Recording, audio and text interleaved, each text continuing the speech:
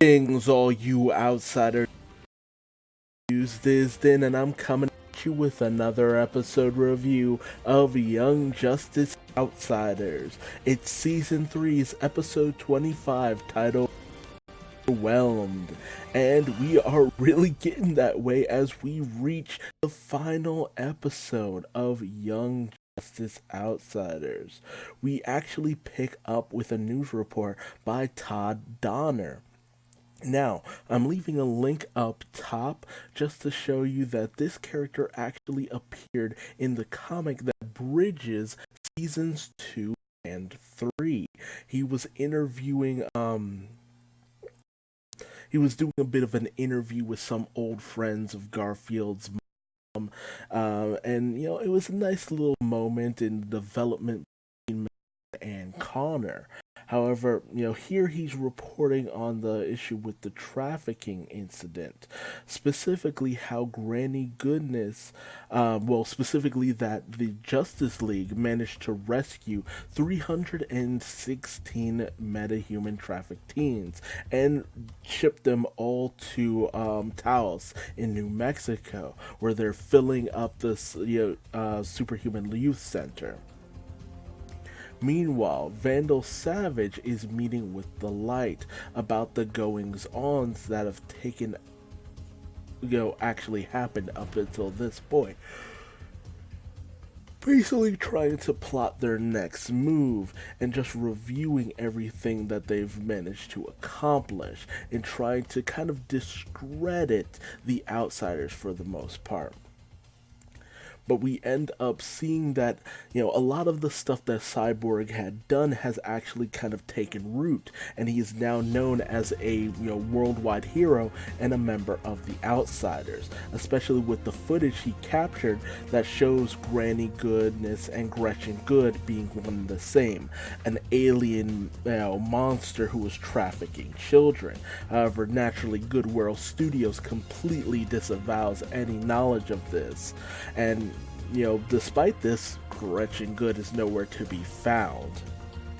Meanwhile, while Beast Boy and Violet are looking after Leon, Will has actually set up a nice candlelit dinner for him and Artemis, with the hopes that maybe, if she's into it, they might be able to pursue their own kind of relationship for the most part. And first, Artemis seems to be very much into this idea, and this is something that has kind of been building. While I wasn't too keen on it at first,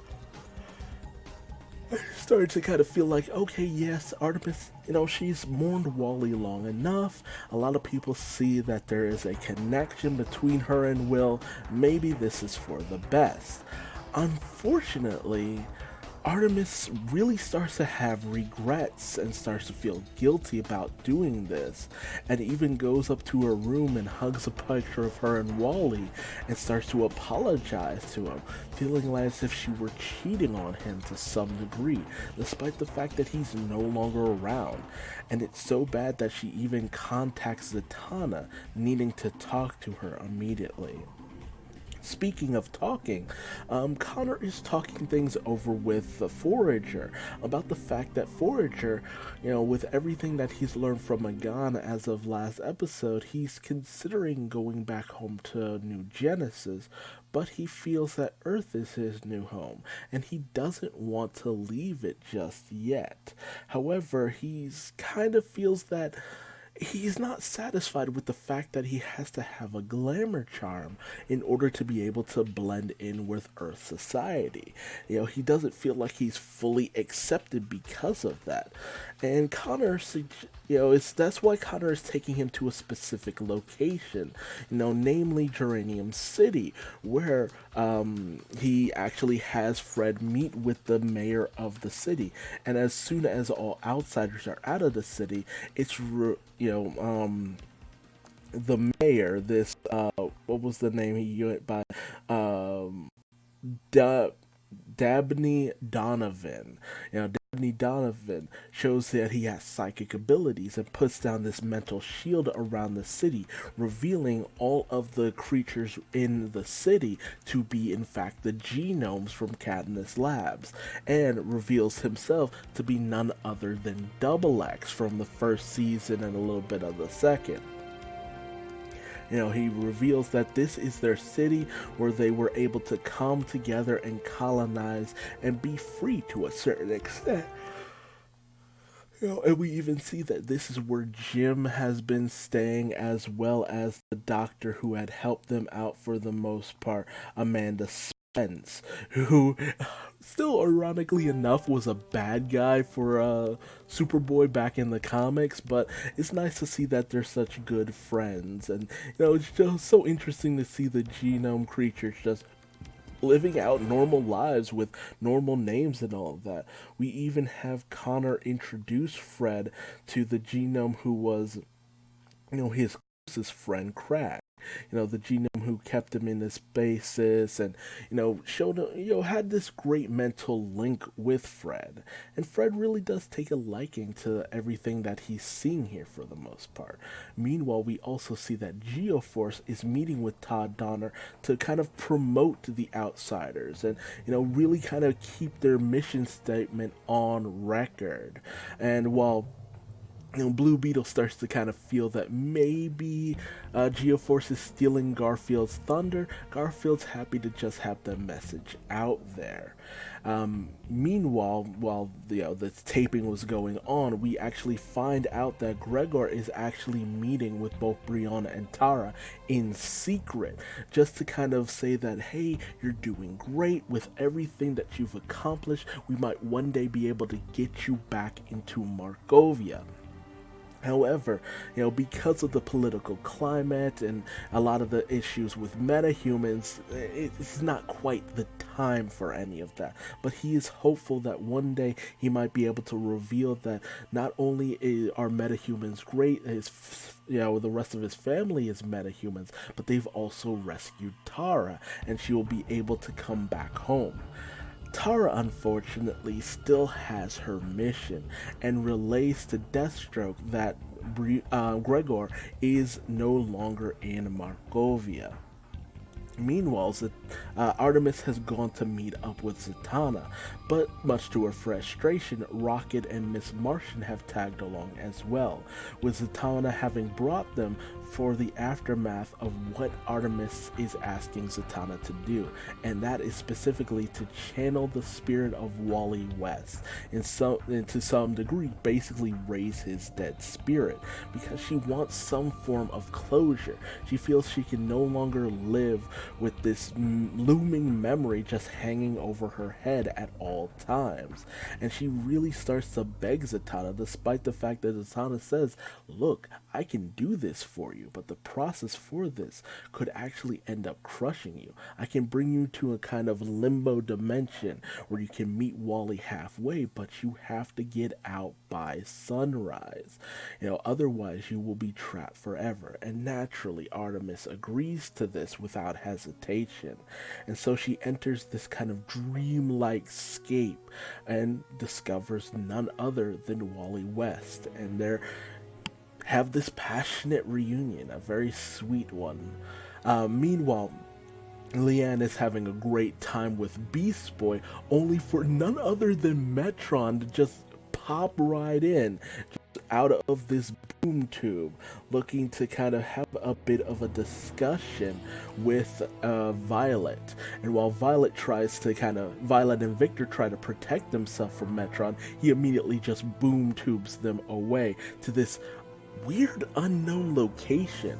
Luckily, Liana is able to breathe and actually kind of act here, but in this environment, both Violet and Victor are only able to talk in the voices of their mother box and father box pings respectively, for the most part, which Leon finds no no endless amount of amusement from this. But Metron just simply wanted to talk things out, as despite the fact that he originally had wanted to see their destruction, well, specifically Victor's, he's now become very intrigued by their nature and to just see them grow. He even calls them his grandchildren, as they are the byproducts of his creations, specifically the mother box and the father box. And he finds their existence fascinating and is interested in seeing where they go from here on out, and if they'll be able to survive the coming onslaught from Darkseid, especially now that Darkseid basically sees them as two of his biggest adversaries in his quest to conquer Earth. And after this discussion, he pops them right back into the apartment building. Meanwhile, Artemis and Wally, yeah, it's been a while since I've actually had to say his name. Artemis and Wally are having this passionate reunion. He's happy to see her there, and she's just overjoyed by the fact that she finally gets to see him one last time. I guess it's Valentine's Day, and she's just really ecstatic. And he asks him, he asks her, "Hey, where's the one place you'd like to go for our little rendezvous?" And she simply just chooses their old apartment where all of their memories were shared. A simpler time where, time can kind of accelerate forward and even give her own little bundle of joy, which ain't creepy at all. Meanwhile, the Light discussed the fact that with Gregor out of Markovia, this is their time to strike. So, we cut to a Markovian prison where Baron Bedlam and Dr. Double X are being held, where they are broken out via boom tube by Count Vertigo. Meanwhile, not Dr. Double X, just Double X. Wait, just Double X. God damn it, there are two people called Double X in this series? Oh, that is bad. That is bad.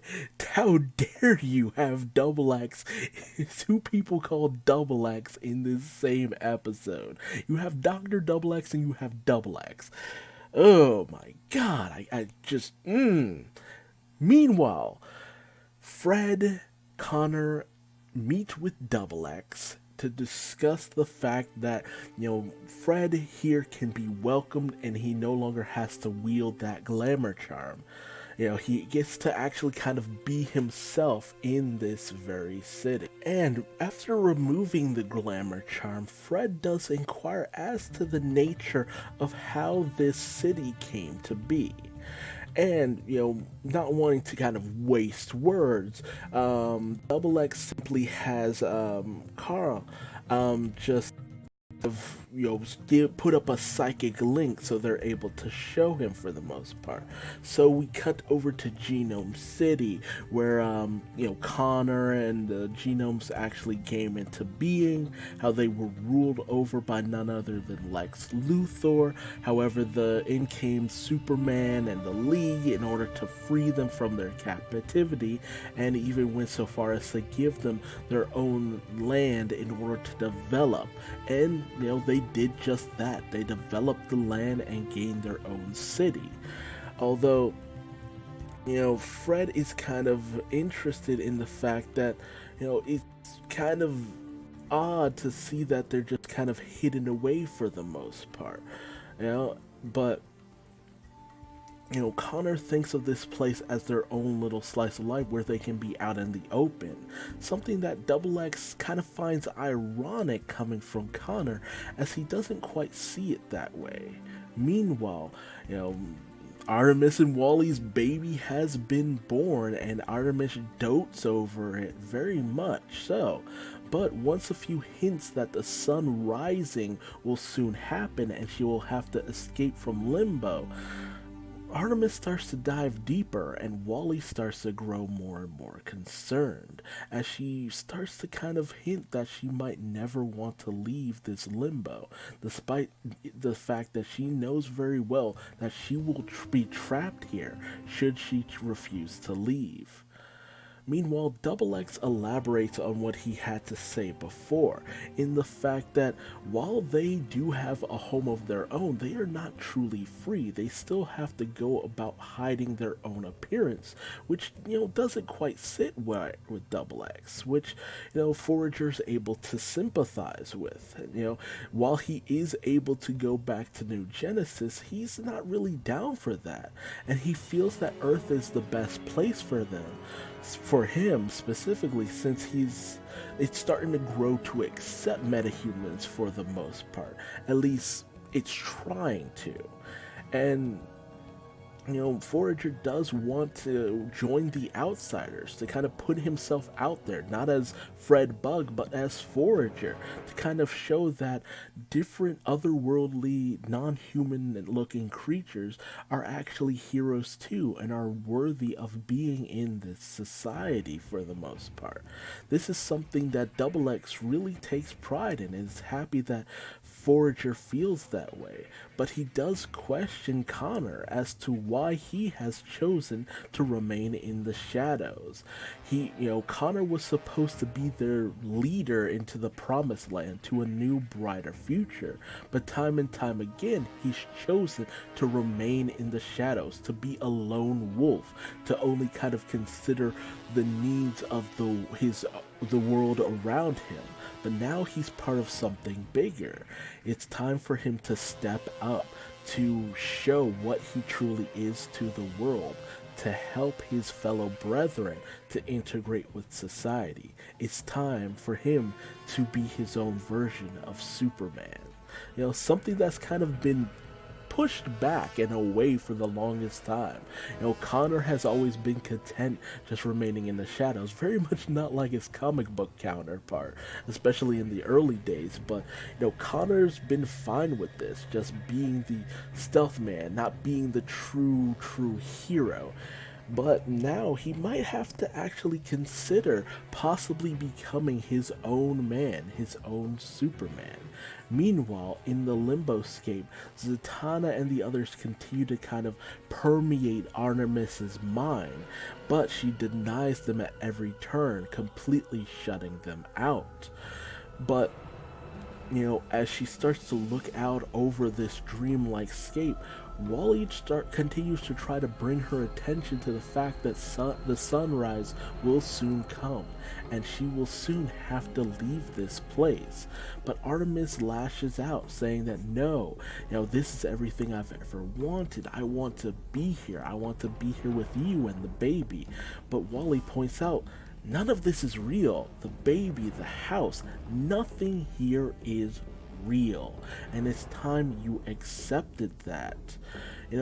Wally very sincerely says, look, you've shut yourself off from everyone, from moving forward, from moving onward. You shut yourself off and denied yourself at a possible future. But Artemis, she doesn't want a future without Wally.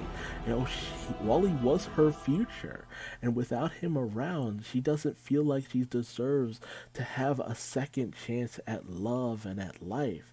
But Wally is determined that, look, you deserve this. We had our time. We have gotten this moment to get our closure. Now it's time for you to move on and live your own life.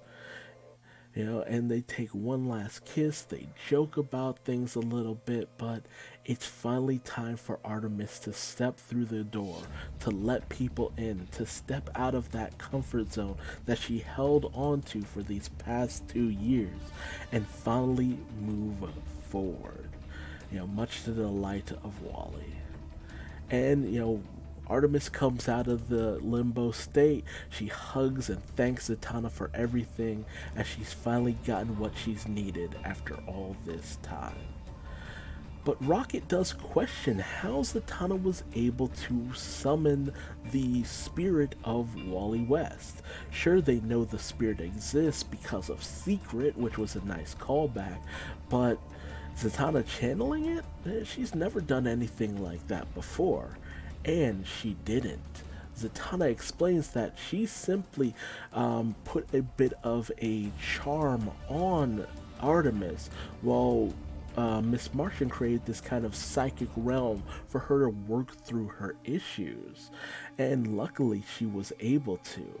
Although they do wonder if they should even tell Artemis, even later down the line, that none of it was real, that ultimately Wally's still gone. And she never really will get that closure that she so desperately desired. Meanwhile, Violet comes home with Leon, and doesn't tell Will anything about their adventure with Metron. And Artemis returns to, talk to Will about the fact that while she isn't mad, by any means about the whole kiss and the fact that he wanted to take things further, she ultimately feels that things wouldn't work out between them. And Will kind of laughs it off and says, "Yeah, I kind of felt it through the kiss. Ultimately you're like a sister to me. You're my sister-in-law. It would never work out." Which, Artemis takes solace in, but as she leaves, it becomes very apparent that Will actually kind of got his hopes up on this. That he was actually finally ready to move on from Cheshire. But maybe that wasn't meant to be. Poor Will. And fortunately, all of this is completely disrupted by the fact that Baron Bedlam and a regiment of soldiers loyal to him have staged a coup on Markovia, with him declaring himself king of Markovia. And, Lex Luthor completely denies any kind of action against this, seeing that this is ultimately an internal struggle for the Markovian government, leaving Gregor completely furious as to the fact that they must have somehow known he was out of the country, and that's what gave them the balls to strike. But he doesn't want to sit back and let Baron Bedlam just completely take over. He wants to do something. But as Terra kind of talks Brion into talking his brother down, Brion offers to lead the outsiders into taking Baron Bedlam down and freeing them from his tyrannical rule, because this is what his team does. This is what the outsiders does, and they will not stop until Markovia is free once again, much to the delight of the double agent Terra. Thus ending our episode with Wolf and Carl just taking a nice little siesta on the couch. Crag. I keep calling him Carl, but it's Crag. There was another genome called Carl. But Crag and Wolf just taking a little bit of a nap. A very, very interesting episode. Lots and lots of things happened here. With Fred just kind of talking about the whole information that he got from, Miss Martian, which I'm still wondering how she got. Gregor having been able to, wanting to lift the ban on the metahumans, and the fact that Brion has learned so much, gotten used to the patience thing. The fact that Zatanna was there to support Artemis in much of the same way that Artemis is there to support Zatanna. Very good. Call back to Secret. Artemis, feeling bad that she never got to say goodbye to Wally. That interesting realm that they created. The whole Valentine's Day thing, and the fact that they had their house back in Palo Alto, and the fact that they wanted to become teachers, with Artemis wanting to become a teacher in comparative literature, while Wally was trying to get his degree in, what was it, chemistry, I think it was. And the fact that Jim, is still actually spending time with in Geranium City with the genomes, and we even had that moment when he first appeared in season 3, where he said he needed to get out more and spend more time with actual humans. But I'm glad the fact that the Xenomorphs were able to be liberated and all that good stuff, and Double X is still running things for the most part. He's an okay guy, but Double X reminding Connor that he was freed from Cadmus in order to lead him, the rest of the genomes, to freedom, to get them integrated into society, to actually lead them into a better future for the most part, which you know is a nice little thing. He's their messiah for the most part. But seeing Wally again, very nice, very emotional moment towards the end with Artemis. But good stuff, great stuff. Can't wait for that final episode, which you'll be seeing real soon. But tell me your thoughts and theories and feelings towards this episode in the comment section below. What was your favorite part? How did you feel about that meeting with Wally? How did you feel about Double X's declaration to Connor that he needs to be out in the open more? Do you think Connor will be able to do it? Is he ready for that kind of responsibility? And what about Fred Bug's decision to join the Outsiders? Are you happy about that? Do you feel that he should remain in the shadows and what have you? Not to mention Retron dropping hints about how Violet and Victor will become key players in the battle against Apocalypse, and how Darkseid will definitely be gunning for them specifically, since they've already spoiled his plans. But lots to do, not a little time to do it. We'll just have to wait and see. But again, comments in the comment section below. If you liked this video, leave me a like. If you didn't, feel free to leave me a dislike and tell me what I did wrong in the comment section below so I might better myself for future videos. Subscribe and hit the bell icon, that way you never miss out on another Young Justice Outsiders episode review. And if you want to find me on social media, just Google Duuz-Diz-Din. I'm everywhere for better or for worse. And until the next video, just remember, don't get overwhelmed by the things around you. Sometimes just taking it nice and slow and having a little patience can go a long way. Till next time, I'm Duuz-Diz-Din, and it's high time I went to bed. Bye-bye.